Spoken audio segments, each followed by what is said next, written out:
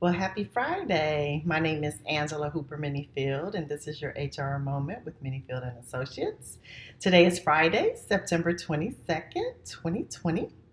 And on Wednesday, we talked a little bit about, as an applicant, how you should approach an interview, as in, what type of questions you should ask and how you should view your interview as something that's going both ways, right?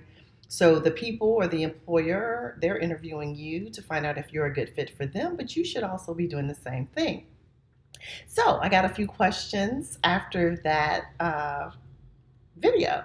And so one of the questions was because a lot of people don't do interviews in person. They assess paper applications, they look at their job criteria, and then they make decisions. So the question was, well, why should you conduct an in-person interview? And I thought that was a really good question because during my career with the federal government, I often found that many of our counterparts did not do in person interviews, even though our agency did. And so I found that very interesting even back then. And so it's clear to me now that a lot of organizations still don't do in person interviews. So why should you do one? Well, for a couple of reasons. Let's just be transparent. I'm liken it to a online dating website. Let's say I saw somebody's picture and I thought they were really cute and they said a few things about themselves, that really appealed to me. They like long walks in the park, they're family oriented, yada, yada, yada. And then I made a long term decision based on only what I read in the profile. Would that be smart? So, if you do the same thing when you're interviewing people to be a part of your company, bringing them into your culture, giving them access to your files and all that, is that really smart? Don't you want to talk to them? A couple of things. One, you can see if what they said on paper aligns with who they really are.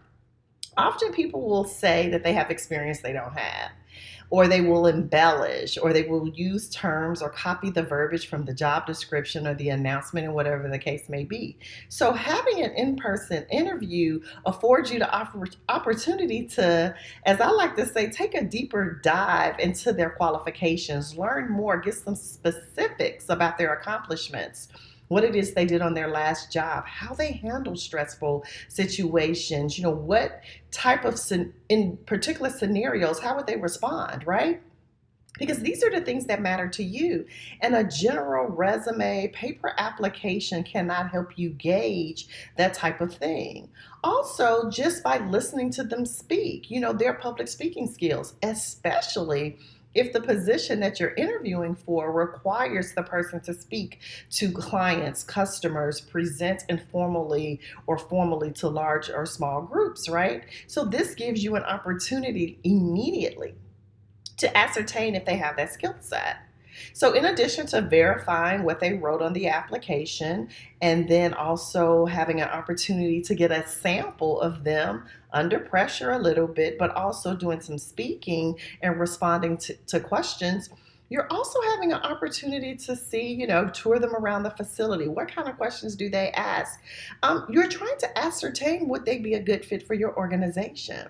One of my favorite quotes is a quote that I remember hearing from one of our mentors on the John Maxwell team. And it was, we often hire people for what they do and then fire them for who they are. So think about that for a minute. We hire them for what they can do, but we fire them for who they are. So what that's saying is we don't take the time often to find out what's at the heart of the person. What do they value? What's important to them? And so by asking the right questions in this interview, you're also able to ascertain would they be a good fit for your organization? Because at the end of the day, let's just be real. I can pretty much train you to do the core functions of a job, but I can't train this, at least not instantly, right? That's going to take a lot of work and development. And so when we think about, like, when we're interviewing people, we want to focus on who they are versus what they do. Now, a certain amount of experience is great, but it's not the deal breaker. So having an in-person interview helps you ascertain all those things. I mean, I have literally made decisions not to move forward with the candidate because it became really clear to me that everything that they had told me, or the majority of it in their application process, or if they answered particular questions based on their level of expertise, because in the government, oftentimes there will be rankings, and you will assert, maybe I have awareness of the rules, I've enforced the rules, I help develop rules, right? And so then the candidate picks which of those levels they are at. Then you get in the interview and ask them to tell me about a time you developed some rules and how you went about that, what was your process, and then how were they implemented. And then all of a sudden what you hear is, well, I really didn't develop rules, but I am aware of where they are and how they're developed. Oh, okay. So now you overrepresented your expertise. This happens all the time. I'm not saying people are malicious, but often there's just a little embellishing. Like I said, just remind yourself of dating websites, right? People are trying to sell themselves in their resumes, their cover letters.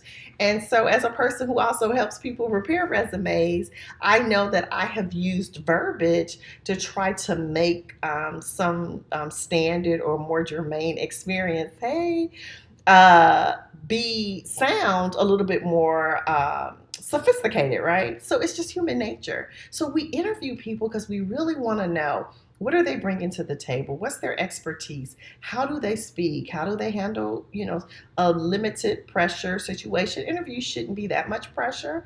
Um, Typically, because my attitude is, if you're qualified, you've been preparing for this interview your entire career, right? So bring people in, and if you can't bring them in, then guess what? Do a virtual interview.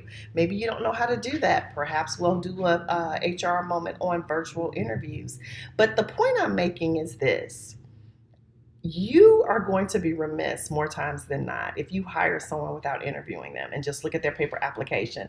And just bringing them in the room and saying, oh, okay, I see you went to Mississippi State, and I see you have a degree from Mizzou, and I see you worked a little bit at Rutgers. Okay, that's not an interview. That's just you reading their application or their resume to them. No, an interview helps you discern who they are, what they care about, and also how they would fit into your organization if you do it correctly. So, these are the reasons why I strongly implore you, as supervisors, managers, leaders of organizations, to conduct interviews. So, I hope this has been helpful. Again, my name is Angela of Menifield and Associates. Today is Friday, February 22nd, 2020. Thank you for watching. I see you guys, and have a great day. And feel free to send me any questions to follow up on this topic. Take care. Bye-bye.